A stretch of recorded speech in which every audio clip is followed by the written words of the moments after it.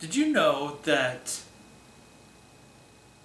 more people have been killed by polar bears in New York City than anywhere else on Earth? I don't know why that's relevant to me. I've never even been to New York City. Not yet.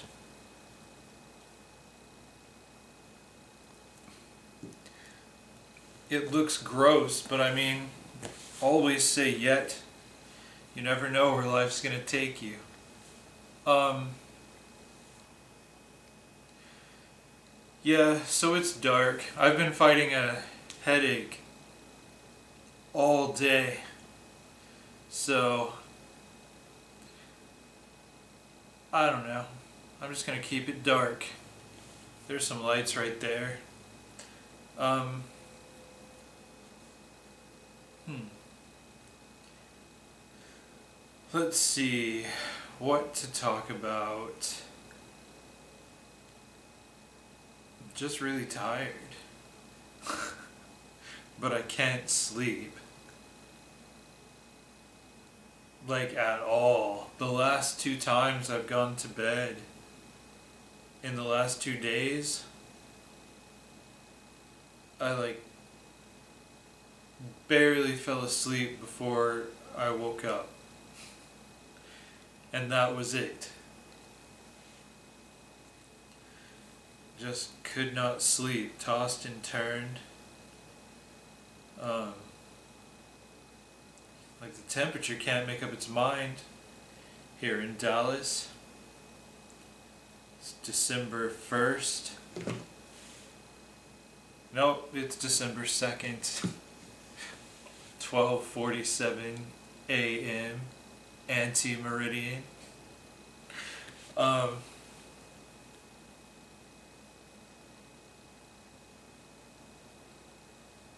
Look, I have no idea what I was saying.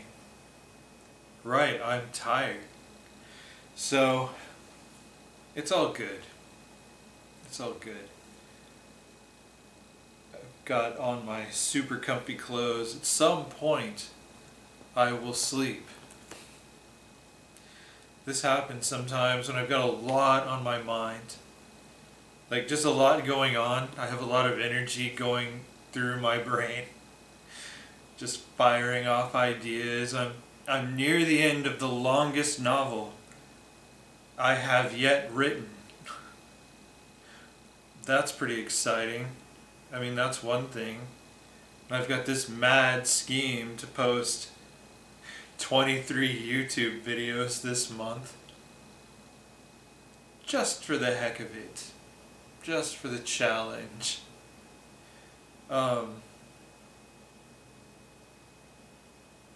I already posted one. I got my story time videos working again. Didn't think... Well, I wondered if that was going to happen. I didn't think I could ever get a microphone to work. My ear, like the top of my ear itches. I hope it's not lethal. It feels better. I should have been a dog. Maybe. Nah, I wouldn't want to be a dog. I love being a human. But I value dogs. Yeah, just so I have a lot of ideas going on. A lot of creative things, just thinking about like I've had a lot of news story ideas, which of course that always happens when you're writing a novel, is all the new ideas are like, write me down, and you're trying to focus on getting this one project done before you jump into 100 others. But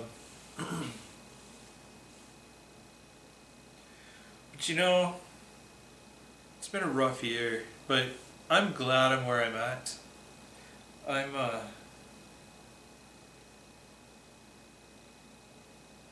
just I'm starting to climb the metaphorical mountain. I'm I have a lot of challenges ahead, but I've met so many challenges.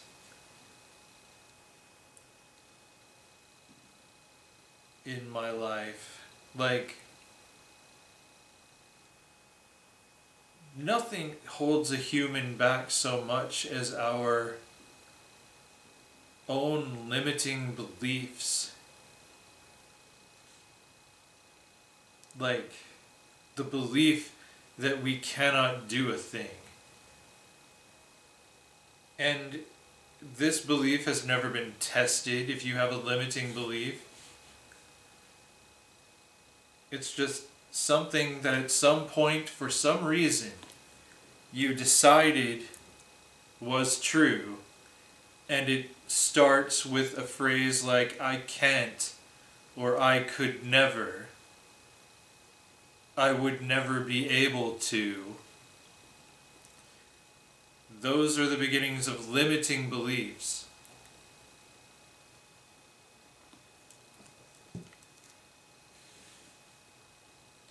I could never climb this mountain, but you've never tried. Or I could never have the patience to do this or that. I could never write a novel. I once had that limiting belief. Like, well, the word never wasn't in there, but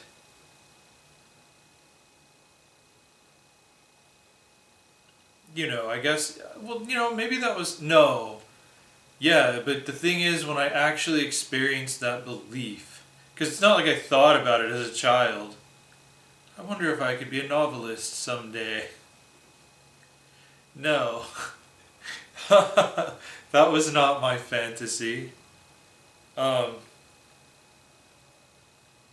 early on, but I was always a storyteller.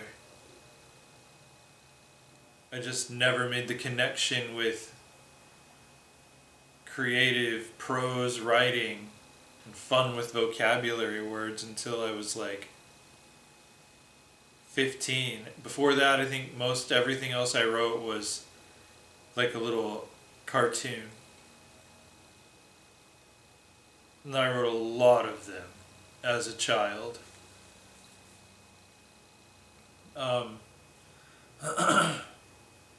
But it was when I outlined my first novel, Cry Wolf, Shadow of the Werewolf.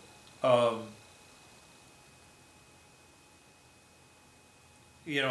sat back and looked at the outline, and I'd written little silly short stories before. Never anything serious. So I look at the outline that just popped in my head one night. When I couldn't sleep, I guess. I got out of bed, had to write it down. It just popped in my head, complete. This story. It was so weird. But that backtracks to yet another limiting belief. Because I did try to write a serious short story at one point in my teens. I was determined because I was always writing like hilarious and insane fiction for my creative writing in high school, and always made A's. The teachers thought I was nuts.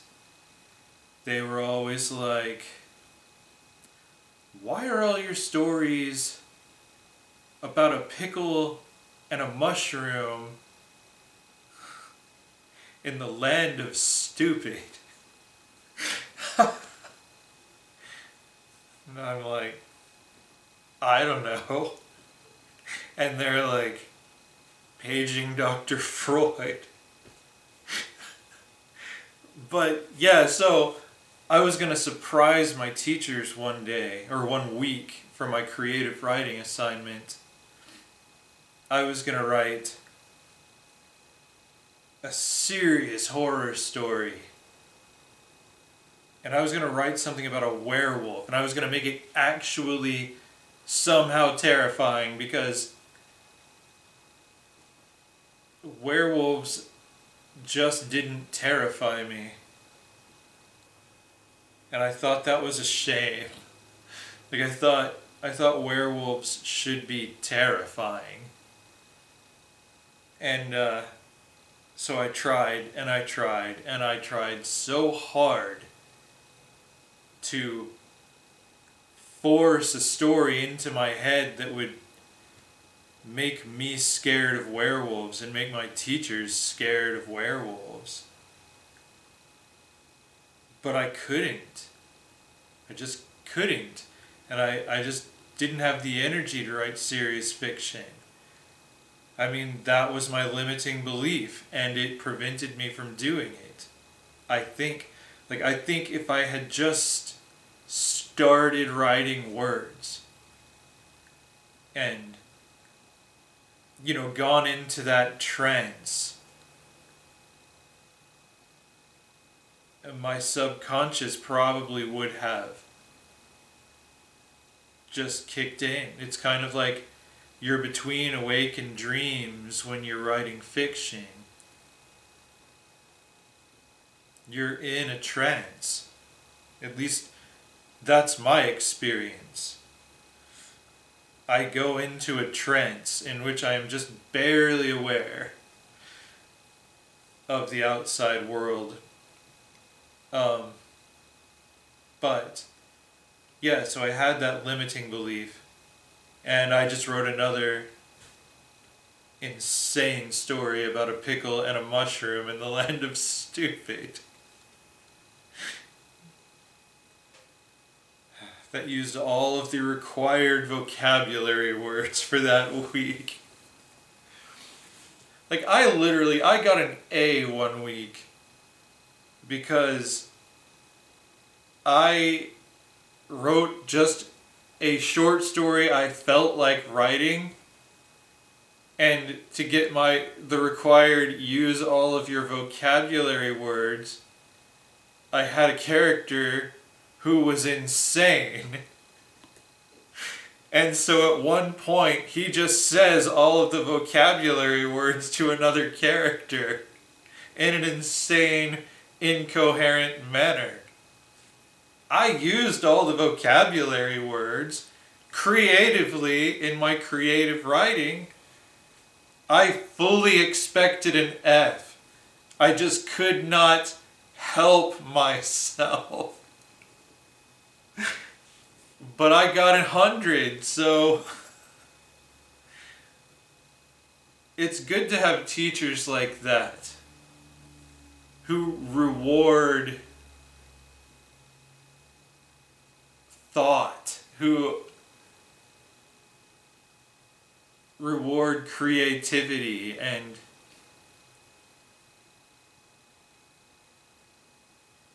being a smart ass. Like, it's great when you have teachers who can recognize that as something to be encouraged.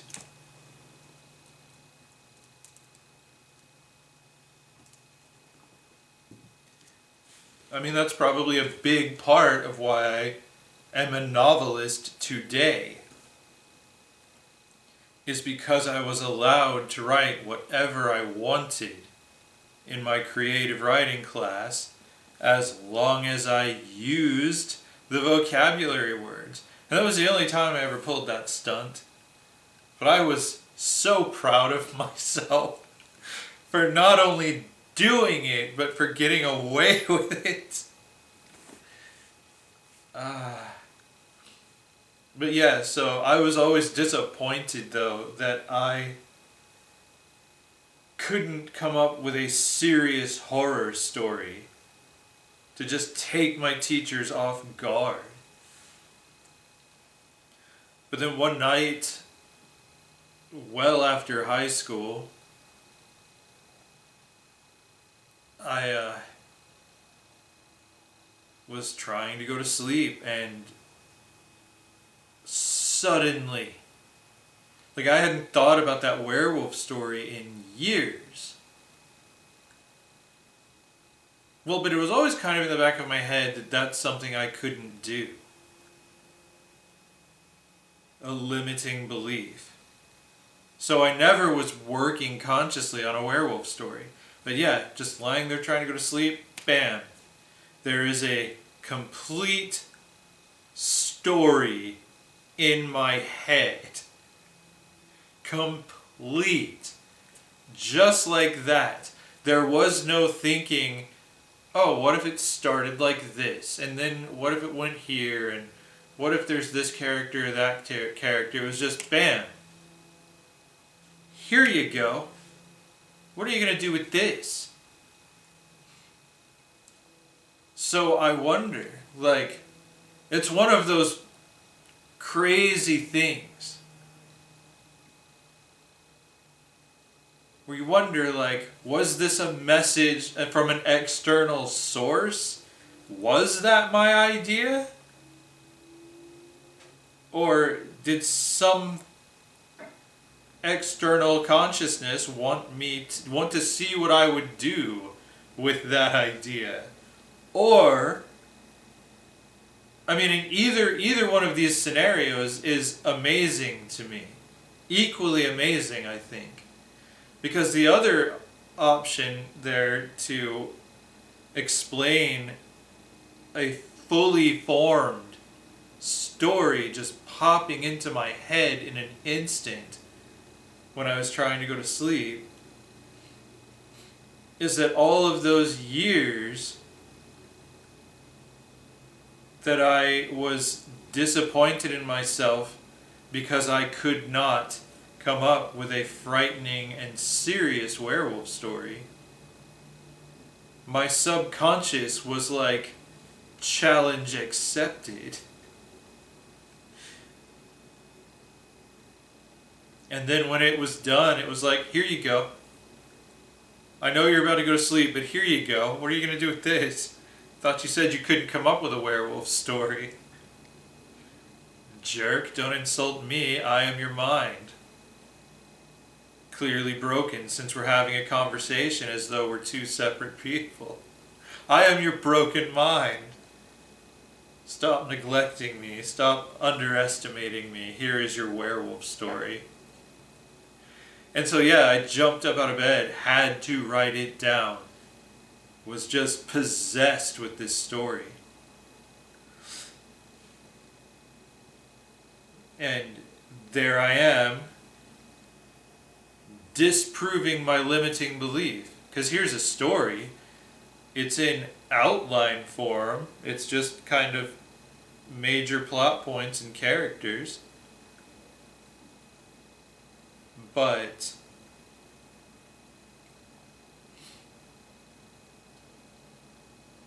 then the next limiting belief was I write ridiculous short fiction about a pickle and a mushroom in the land of stupid.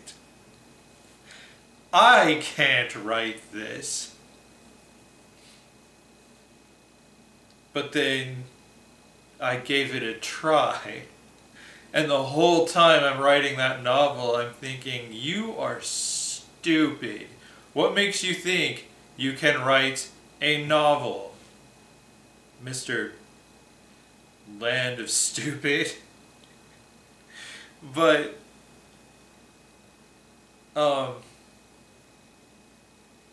yeah, I finished it. Like, I kept thinking, I will never finish this novel. It took me 2 years. And weirdly, the outline that I wrote down, like in the year I wrote the outline, it was set 2 years in the future. And it took me 2 years to write the novel. So when I finished it, it was the present year. That's just another weird thing. Like, did my subconscious also know it would take me 2 years precisely to write this novel? Weird stuff, man. But yeah, and then I wrote a novel and I haven't stopped. I now have 11 published books on my shelf in there. I mean, and I once thought I could never write a single novel, that I had no business thinking I could achieve it. So it wasn't you could never do this, it's what makes you think you can do this. It's more of, it was a doubt. Got near crippling self-doubt, but there I was doing it. Just thinking I'm an idiot, that I'm wasting my time. But no, it came really naturally to me. It was one of the most amazing experiences of my life, writing my first novel.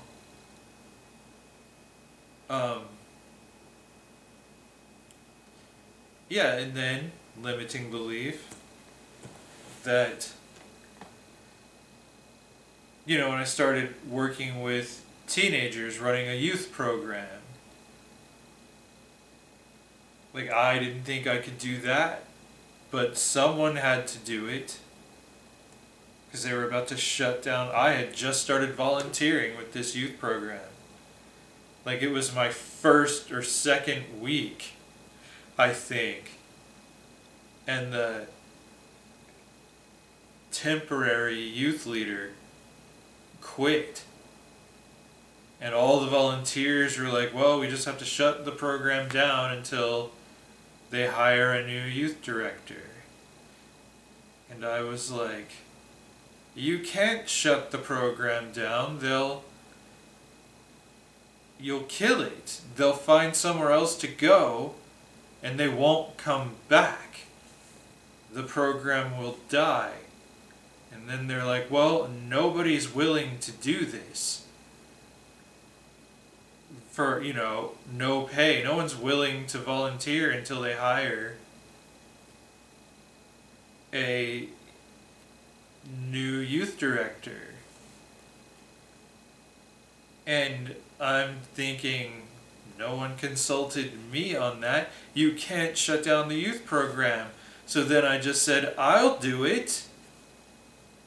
Thinking to myself, what are you doing? You can't run a youth program.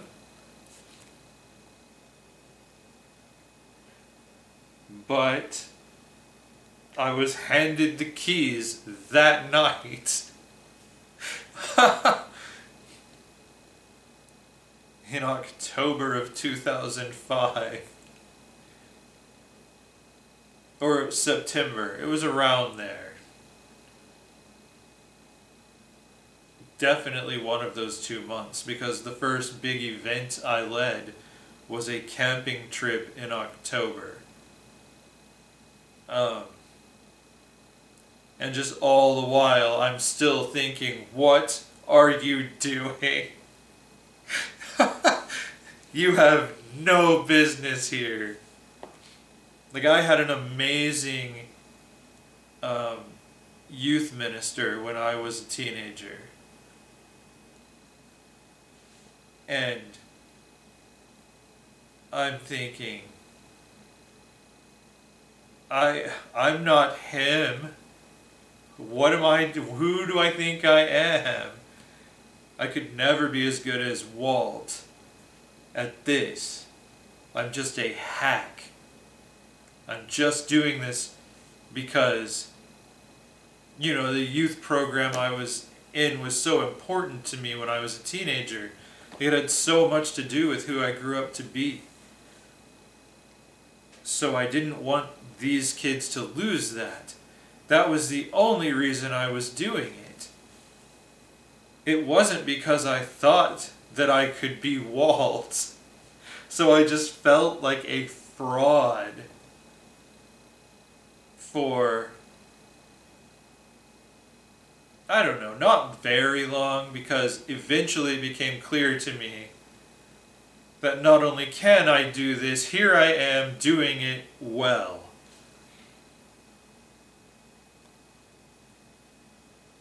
like, here I am actually being the youth program leader that I want these kids to have.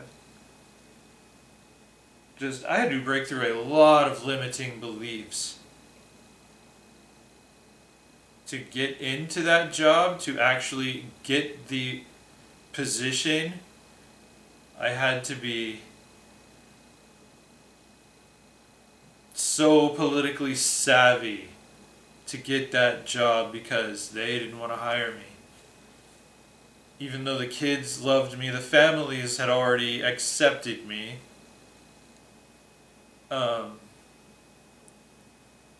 But yeah, I had to be tricky, I had to be clever, I had to outwit a whole lot of people in order to basically trick them into letting me have an interview. Because two people kept pushing me off on the other one.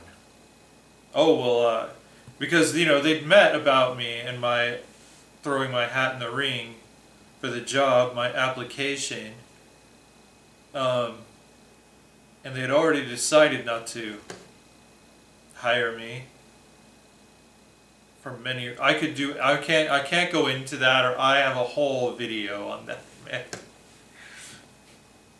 But I had to, yeah, and then it's like no one can get a meeting with this council just by asking for one.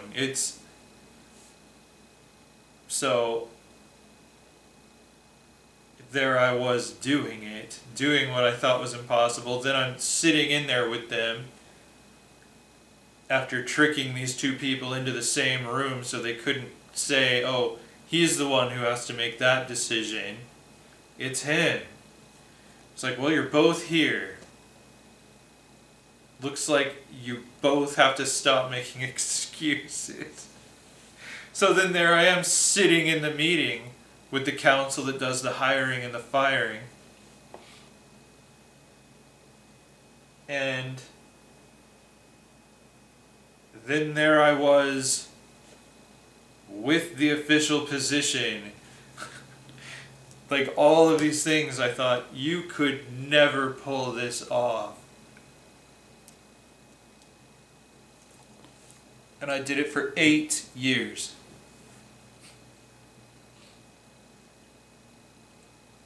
Which is an extremely long time in that business.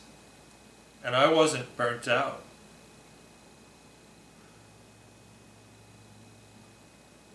But yeah, I just think about if I let my limiting beliefs stand, I wouldn't have gotten anywhere. What would I be? What would I have done with my life? And like, I don't know, you think about like how, you ever think about how most of human history is lost?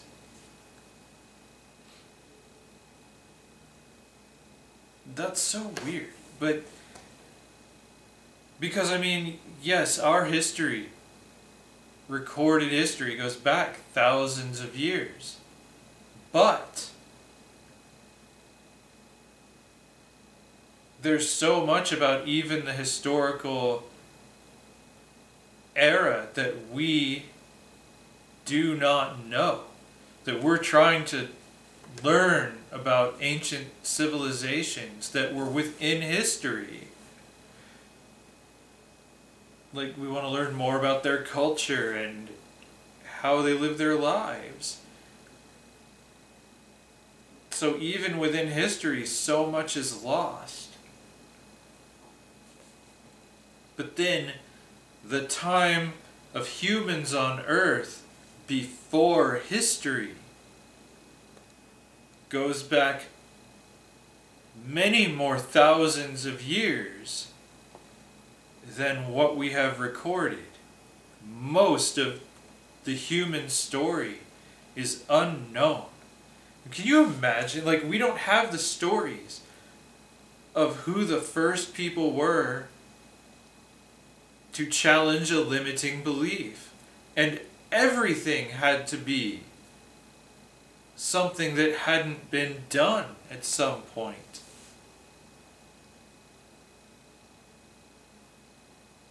Like, you could never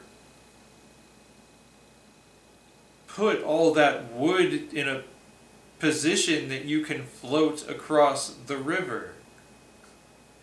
You're going to drown. But someone did it. Someone tried it anyway. Made a canoe or something.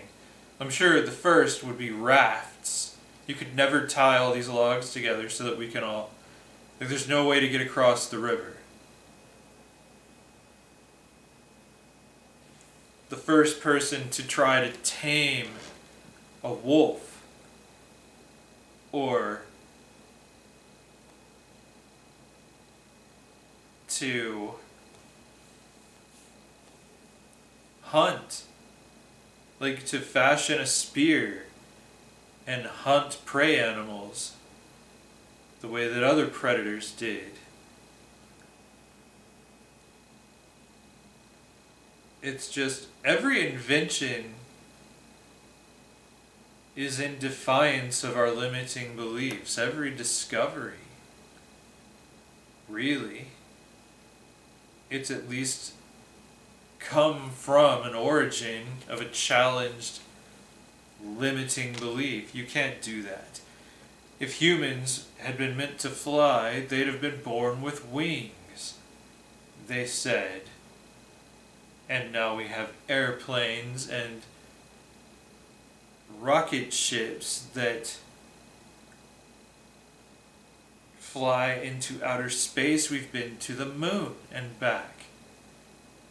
We've sent probes to Mars. Does that mean we were meant to fly? Perhaps God did give us wings. I mean, it's just our wings are in our minds. Our capacity for invention. Our capacity for challenging our limiting beliefs. It's something that makes us human, is to meet challenges.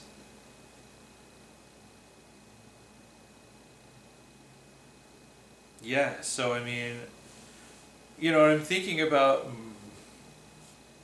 limiting beliefs that I have now that are just ridiculous. Like, I don't know.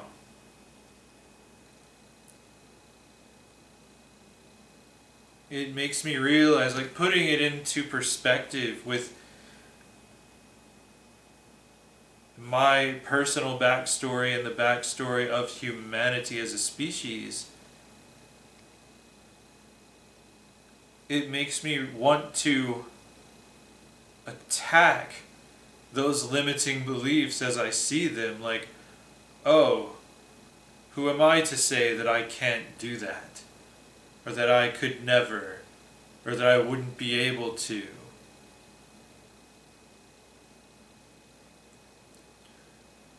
Like, I can do whatever I want. I'm a human.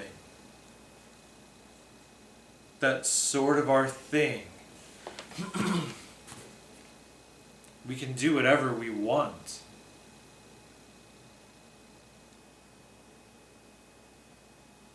Like, most of the have-tos and supposed-tos in our minds are lies that we tell ourselves or that society tells us and we repeat to ourselves, and they become beliefs.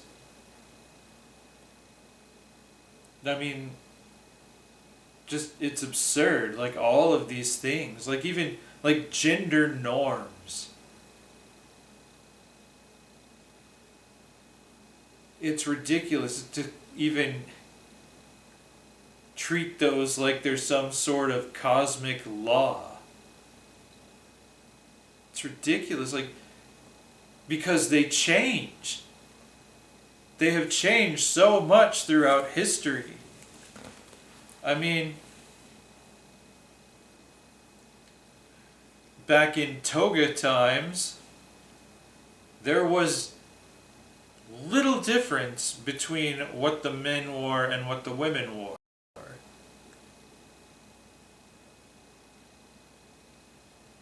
You know, throughout history, like, you know, like what the, in the 18th century, men wore pantyhose and bows in their hair. And it was more common for men to have longer hair, ponytails, or shave their heads because of lice, the fear of lice, and wear a big wig that would be considered effeminate by today's standards. That's why I'm saying these are weird limiting beliefs. I mean, wear what you want to wear. I mean, I already did a whole video on the absurdity or the objective insanity of wearing pants. So I'm just kind of getting back on that track.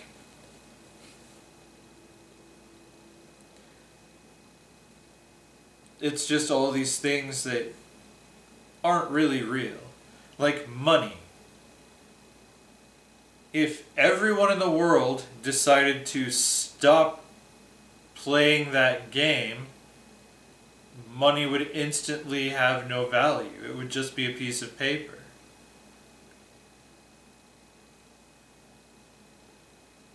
Like, if everyone in a nation decided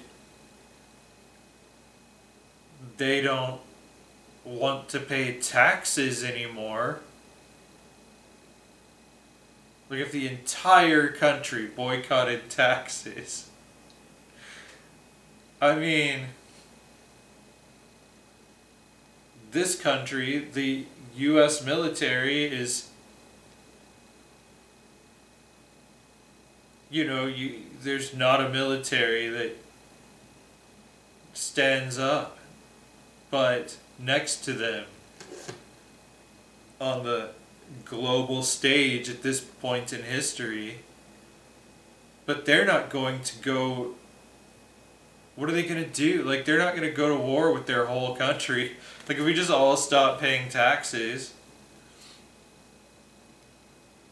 like, they can't arrest all of us, is what I'm saying. All the people who live in the country, what are they going to do? Then suddenly, that law no longer exists. I mean, it's like that with any law. If everyone just decided to disregard the law doesn't work. It's not there. So even the law is not really the law.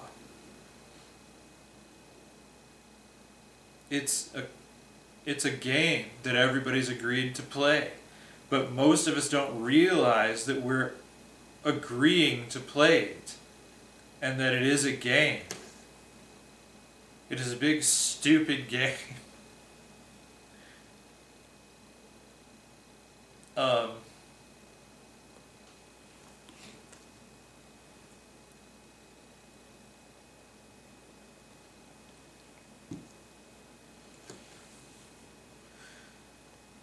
don't know.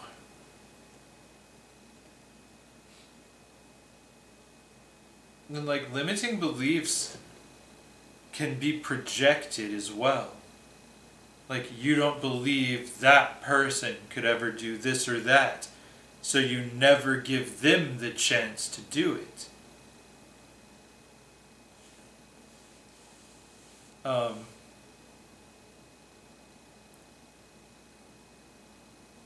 You know, like, we used to do group building exercises when I was a youth program director. And they would be these physical challenges that the group had to meet, basically. And a lot of them were crazy.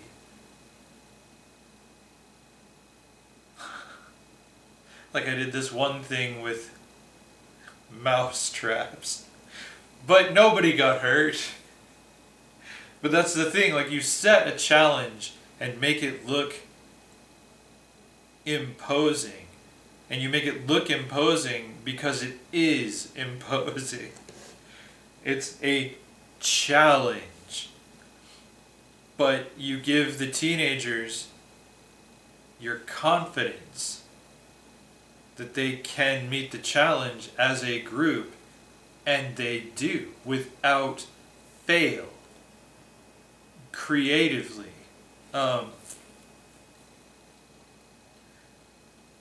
But only one time did they fail, and that's when I had an adult sitting there yelling at me for when the challenge is set up. It was a volunteer who thought that I was insane. And she wasn't wrong, but she thought it for the wrong reasons.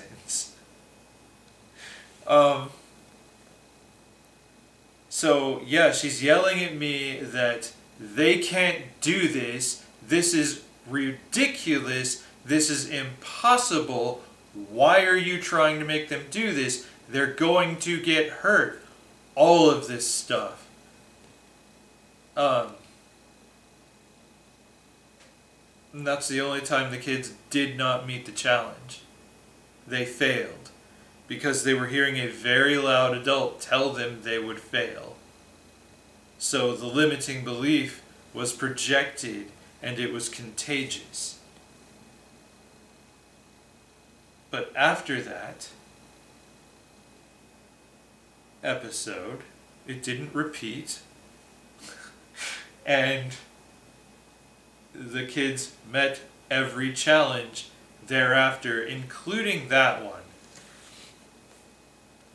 But I ran into a few adults like that over the years when I was doing stuff at the conference level.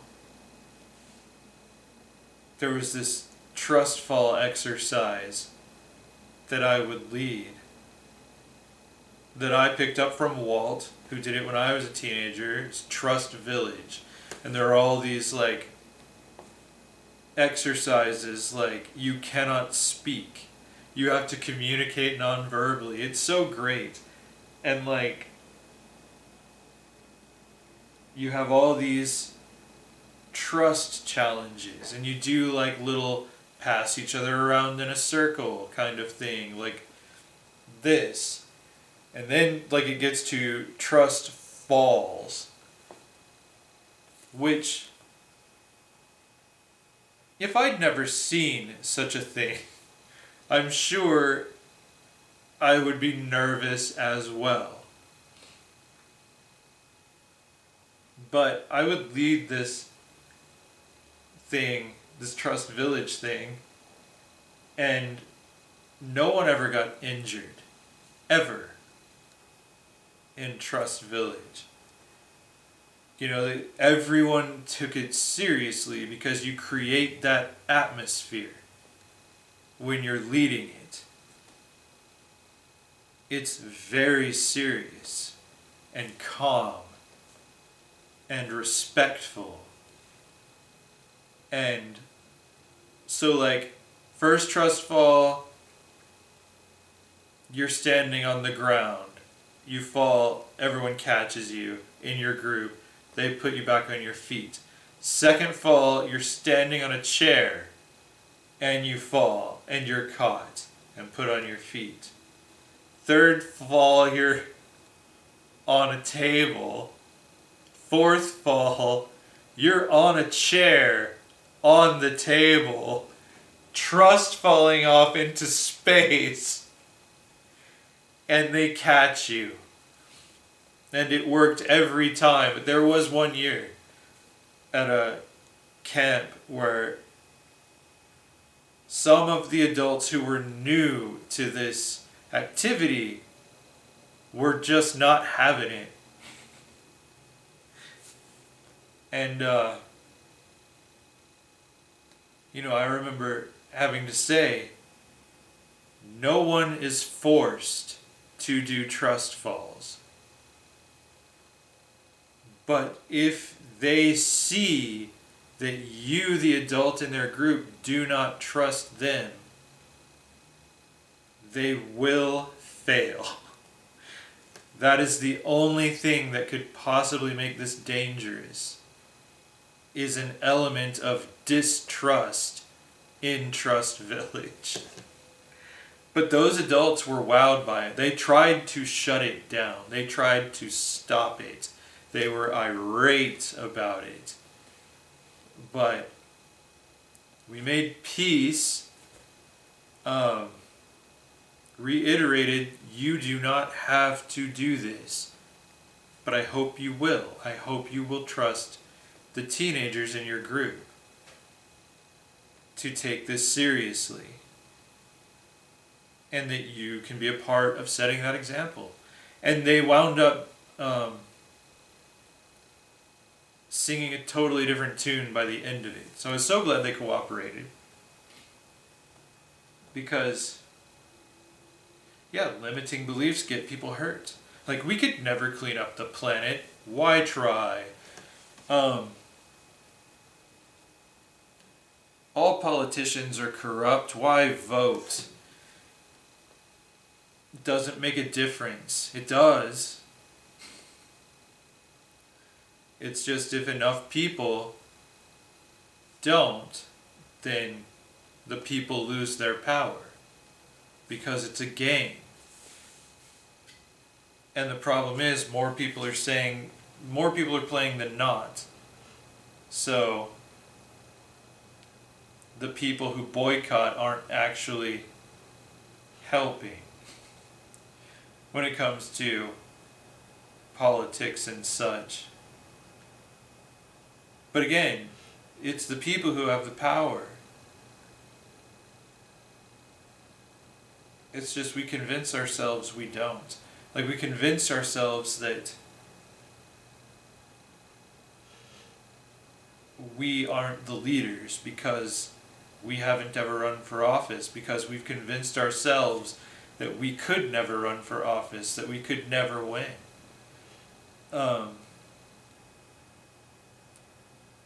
But, you know, we aren't doomed to have a dysfunctional government. Which, I mean, it's better, in my opinion, under the current administration than it was under the previous one. But that's not hard to do. But I mean, what I'm saying is, like, Congress isn't really functional. That's more the thing. Like, there's too many people in Congress who are just there to stop us from getting anything done. It's so weird. So a lot of people give up. When the solution, like, if you don't like the people who are running, is to run yourself or find someone who you think should run for an office and encourage them to do so and throw your whole support behind them. People who aren't corrupt. Let's just send more people who aren't corrupt to Washington. That is the only real solution to this problem, in my opinion.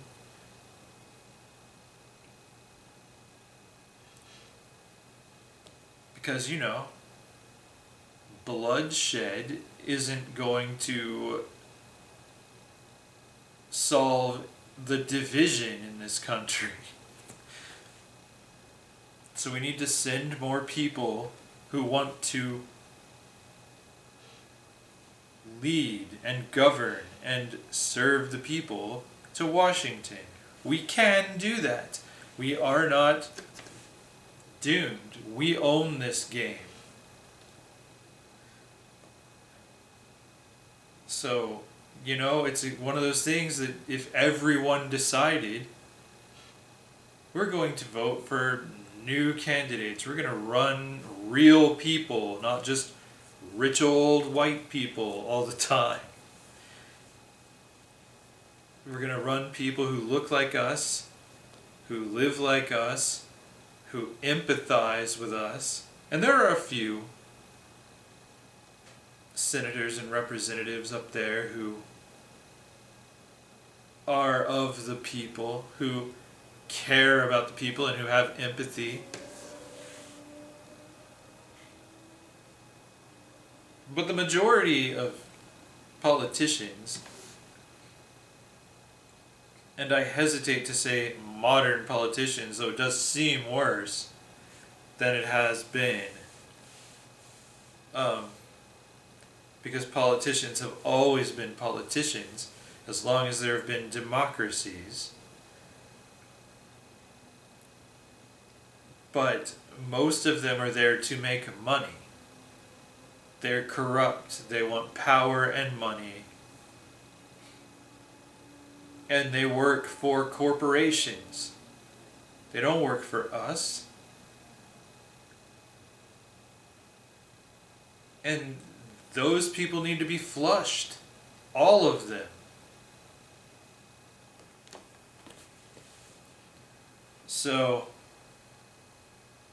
I mean, my point is, we can do that. We can do so many things. We can go to the moon. We can climb that mountain. We can sail across that river. Sail from one side of the planet to the other.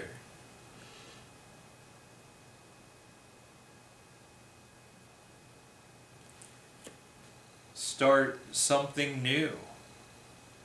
Learn a new language. Simpler things, you know.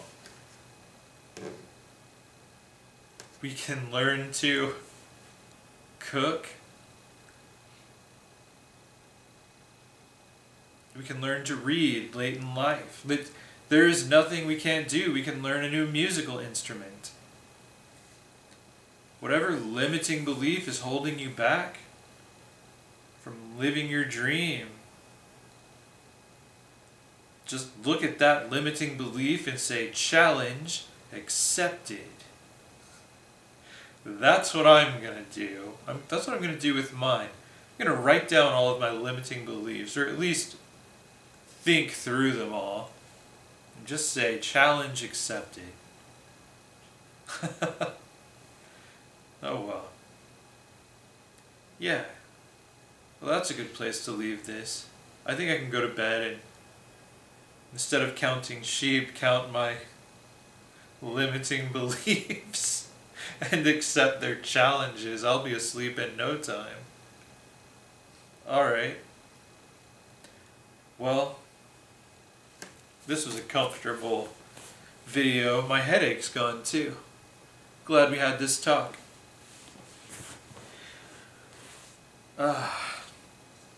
So yeah, I guess you'll be seeing a lot of me this month if I put up all the videos I intend to put up. So, until next time, thanks for sitting up with me.